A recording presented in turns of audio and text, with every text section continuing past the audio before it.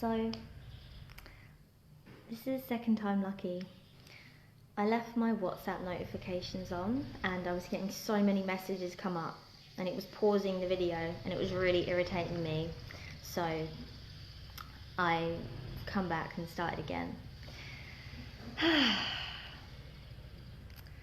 So, I've been reflecting over the last few days around my romantic journey, my journey through relationships and relating to men. And I'm about to start this course on Tuesday, the coming Tuesday, Feminine Magnetism, How to Attract and Keep Him. And I've had 28 women sign up so far, and I'm so touched, really touched that these women have chosen to lean in and commit to this journey, and that these women feel a resonance to what I share. They see themselves through the reflection that I offer, and it just feels really beautiful and really humbling. And this work that I'm doing, it's my life. It's my journey. Everything that I share is an accumulation of where I've been and what I've traveled through, and every relationship I've had, where I've fallen down, where I've self-destructed, where I've abandoned myself. All of what I share is from that. How I've seen men as the enemy and seen myself as a victim. How I've seen men as having the power and seen myself as being powerless. And how that really fed into this toxic cycle. And I could tell you so much about where I've been in the realms of relationship. There's so much to say.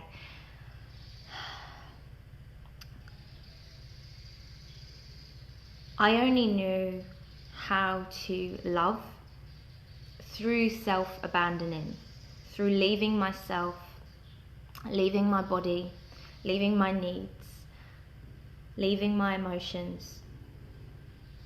That was the only way I knew how to have a relationship. And that was the dynamic that I grew up in. That was how I felt as a child. And so naturally, I brought that into my romantic relationships, and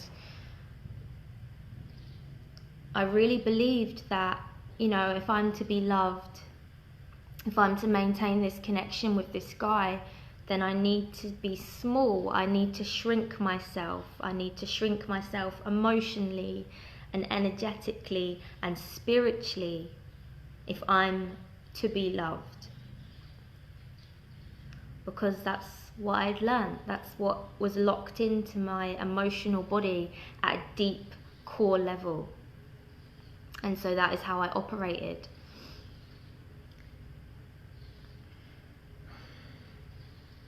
Thanks, guys. Thank you. Thank you.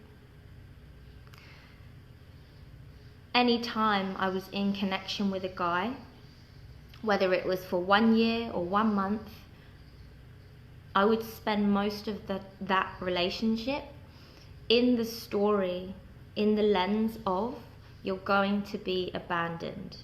You're going to be rejected. And so I didn't show up as myself for a start. I wasn't authentic. I didn't voice what I needed and what I desired sexually, emotionally. I was very much anchored into playing the good girl and the people pleaser and the rescuer.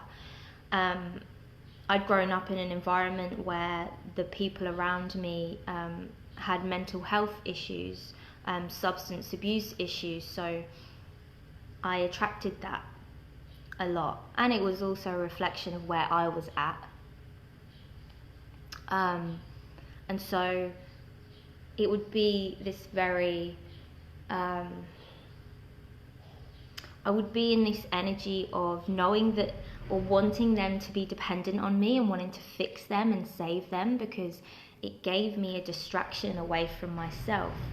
You know, I got to turn away from my needs and my feelings because, you know, they needed so much from me, or I got to heal them and love them. And, you know, if I healed them and loved them, and then they could see, you know, how amazing I am, then they would be able to give to me. They would be emotionally available.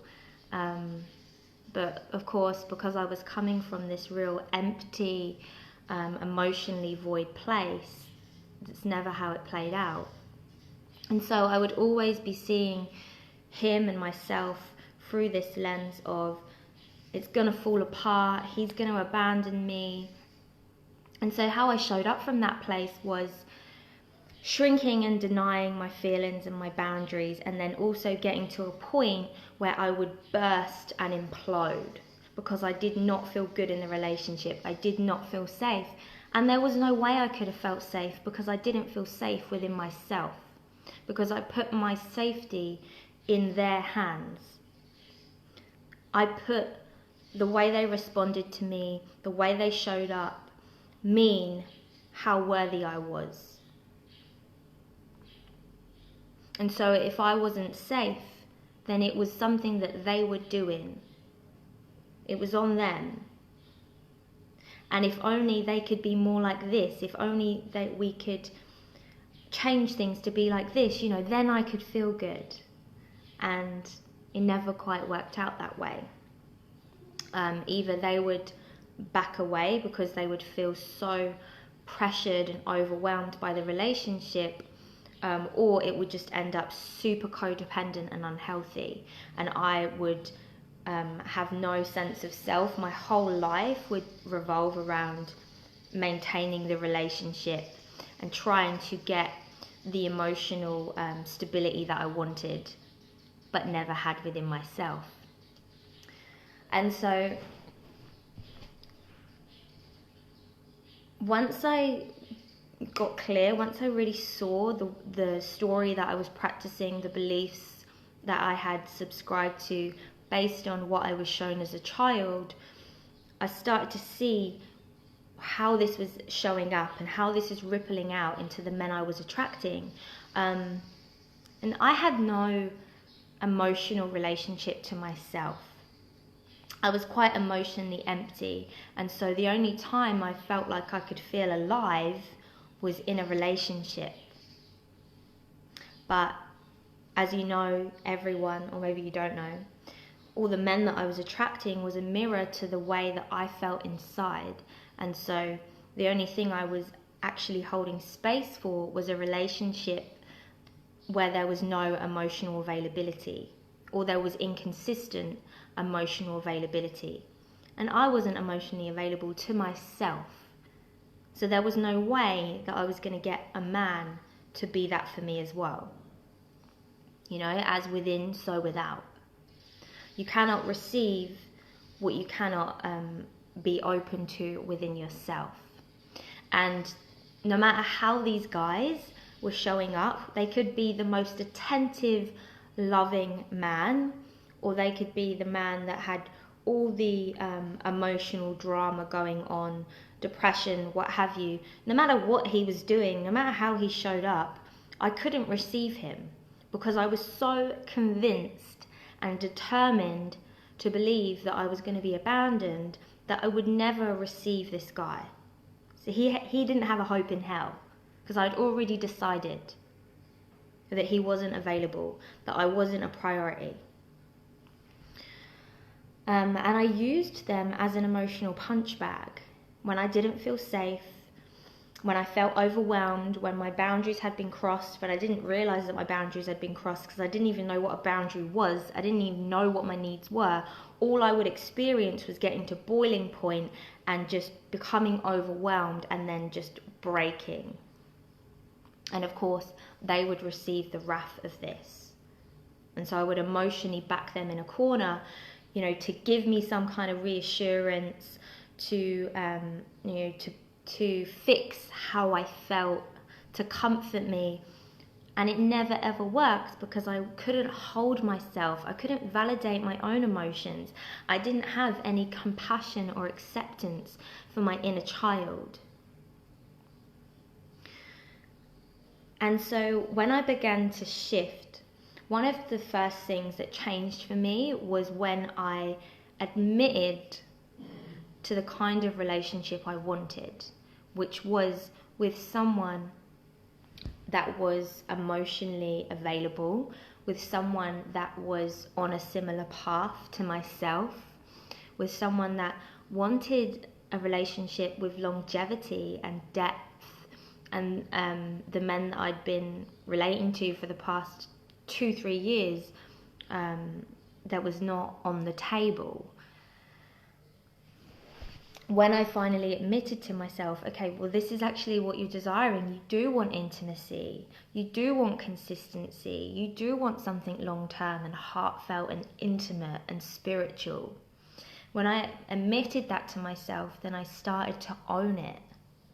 Because I hadn't been owning it. And because I hadn't been owning it, I'd been attracting these connections with men that they weren't available. In one way or another, they weren't available, or at least they weren't with me.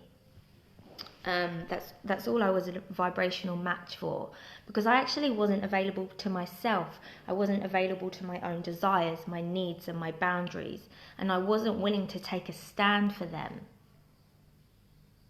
So you see, the mirror of that is, well, neither of these men are not going to do that for you either.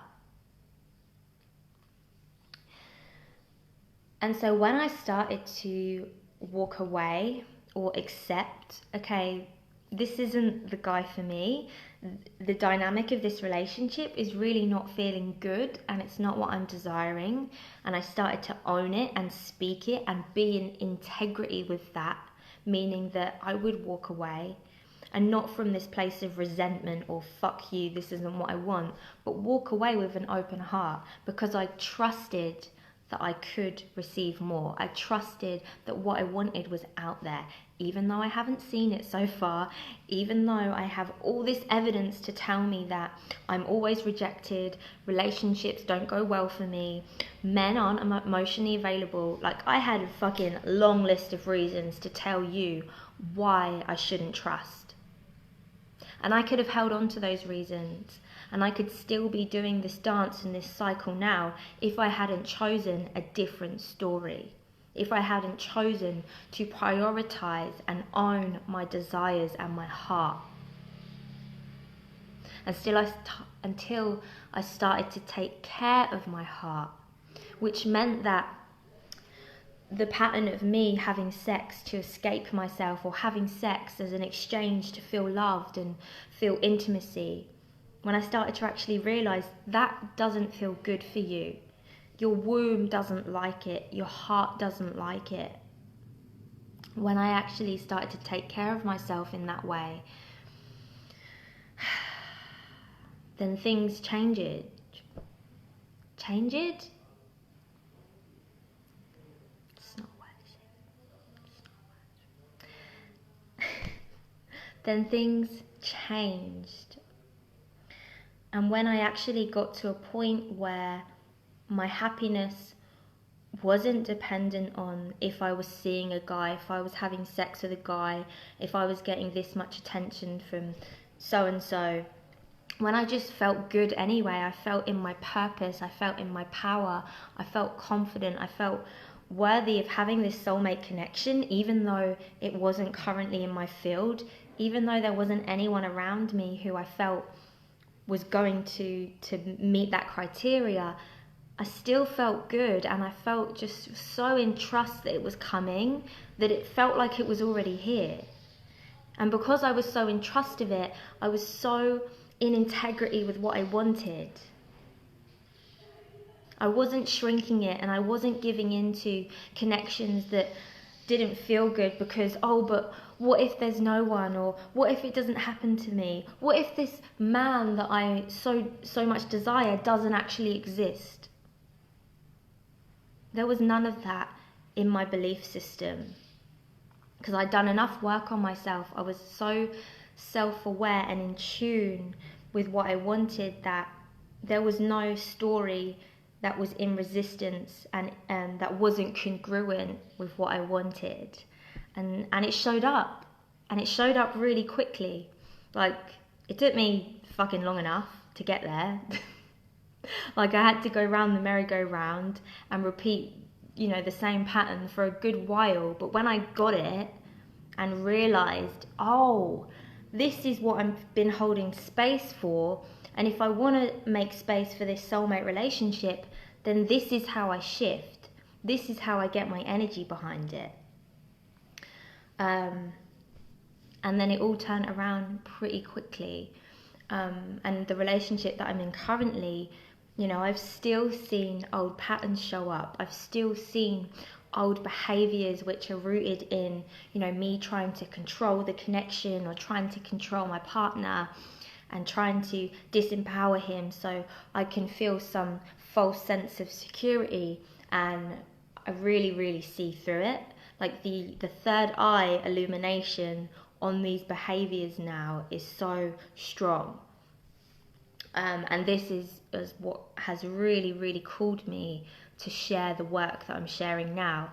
And this course, Feminine Magnetism, How to Attract and Keep Him, is all about that. It's not just how do we make space for the partnership, but how do we show up in our power authentically, where we still get to be imperfect women with insecurities, but where we don't let those insecurities sit in the driver's seat, where we don't emotionally penetrate the men that we're relating to with our bullshit, but we can still feel the feels of the unworthiness and the rejection when it comes up, but it doesn't have power over us.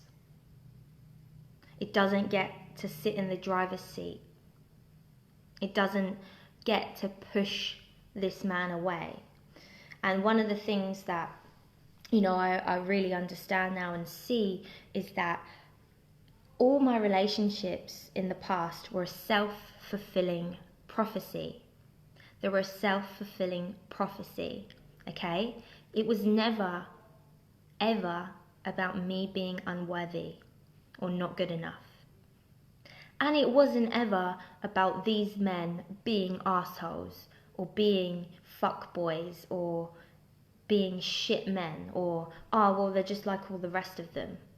It was never about any of that. It was about me and what I was holding space for and what I chose to believe about myself and what I could receive. And when I cleared my channel and cleared the pipes of all these stories and all the bullshit and all the childhood trauma that had clouded my vision, when I chose to see past that, then my heart was open. My spirit was open. My soul was open to something in alignment.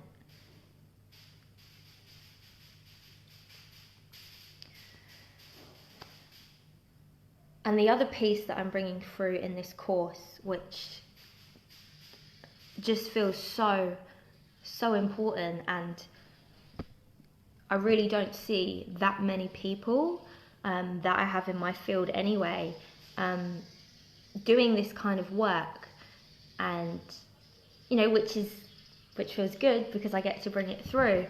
But when I think about how detrimental some of the existing stories we have about men and women and masculine and feminine, you know, I am like, fuck.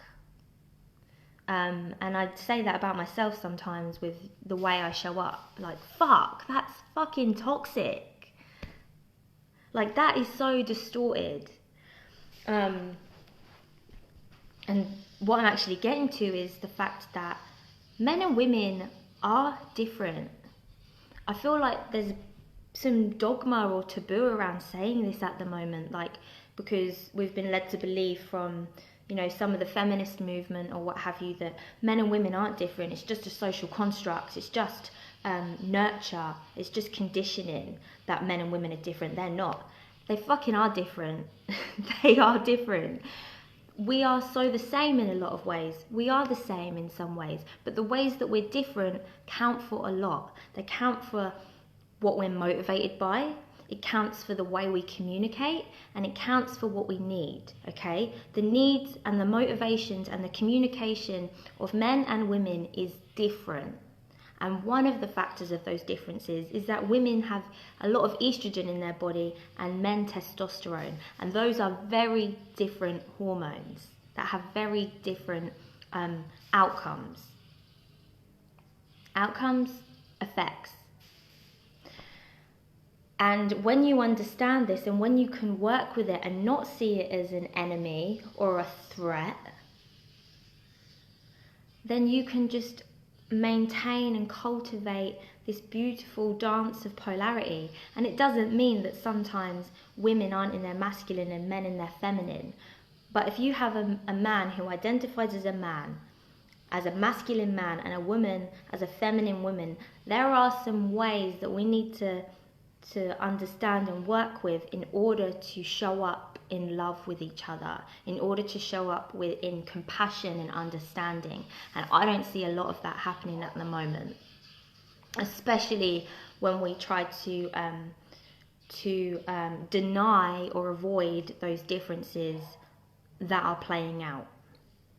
And so what I want to bring through in this course is what those differences are and how, as women, we can actually nurture men in a way that honors their sense of freedom, honors their masculinity, and doesn't see their masculinity as a threat or wrong or oppressive.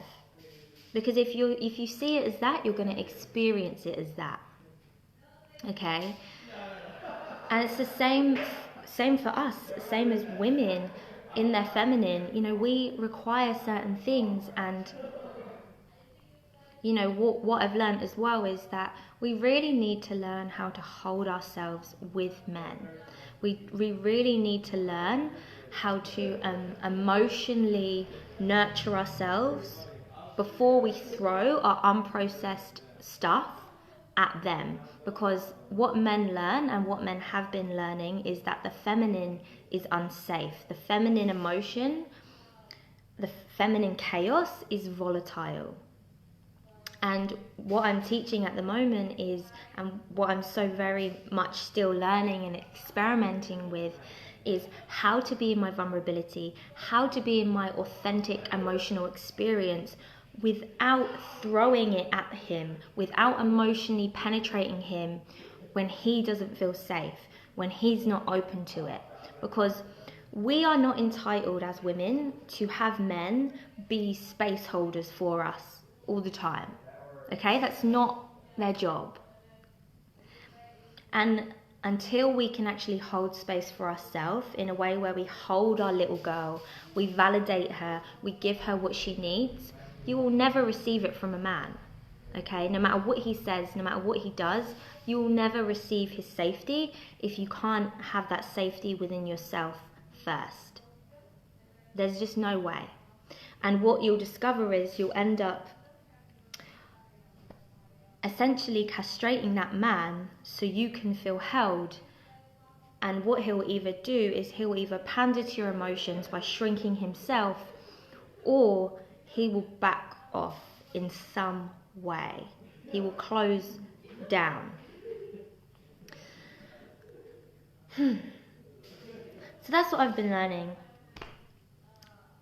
And as much as it's about the inner work, women, as much as it's about the inner work and the inner healing and the nurturing the inner child and knowing really how to process our emotions, there's also some really practical things that we can do with our energy that really helps build that real juicy, intimate relationship with a guy. And this is the other pieces that I've been learning, which just feel really just exciting and fun. And I've been experimenting with loads of these pieces and seeing the results and the ripple effects, and I just can't wait to share it with you. And when I say practical things, it's like even down to your body language, the tone of your voice, the pace of your voice, the way you listen, Okay, the things that you talk about with a man, the way you talk to him. Do you talk from your mental body, where it's just all listing what you did and, you know, chatter? Or do you speak from here? Do you take your time to tune in and you speak from what you feel rather than the mental story about what you feel?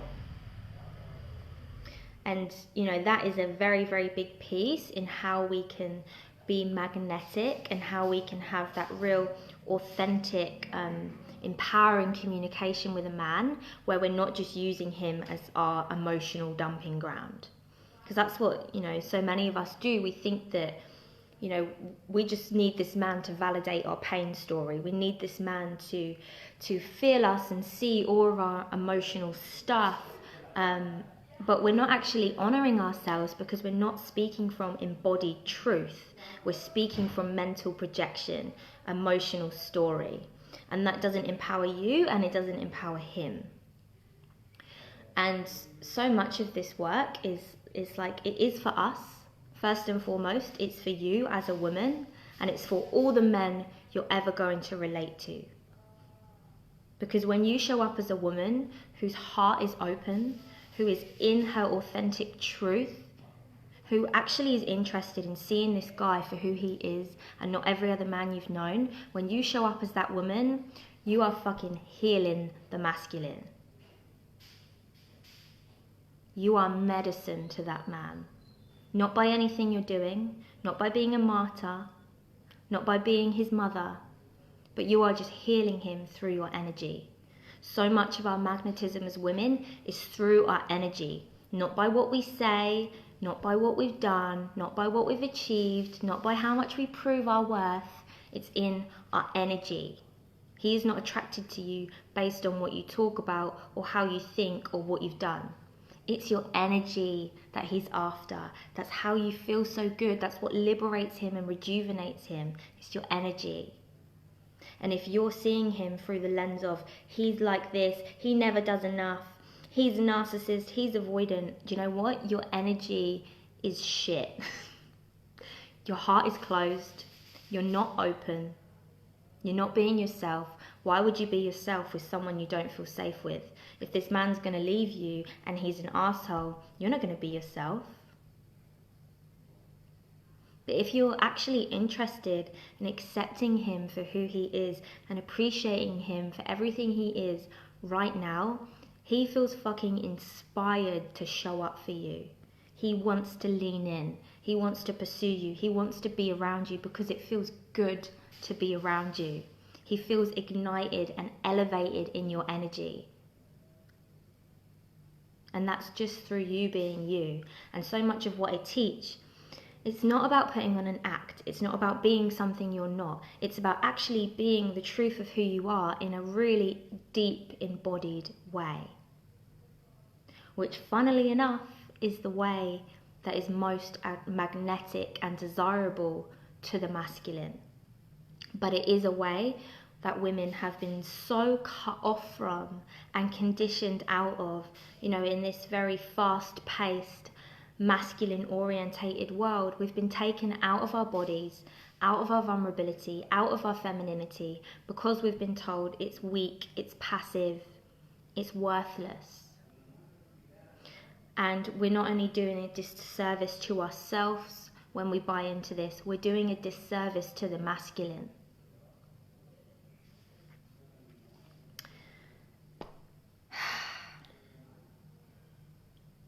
So basically, you really want to be in this course. No, but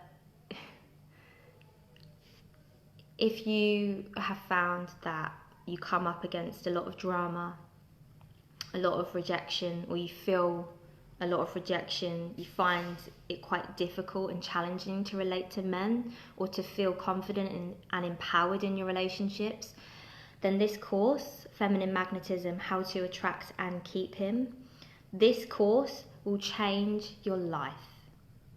You will not be the same woman that you were after this course.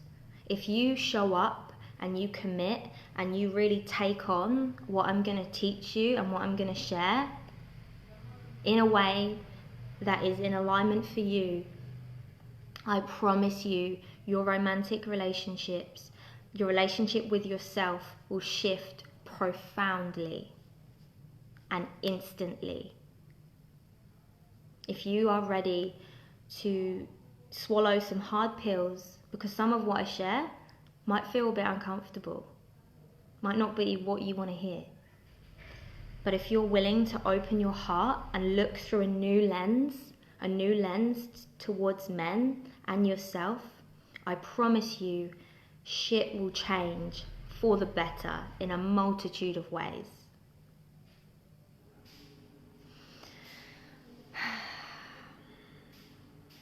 So I'm going to post the link to that at the bottom of this page.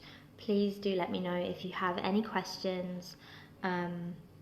Please leave me some comments if what I've said has brought anything up for you.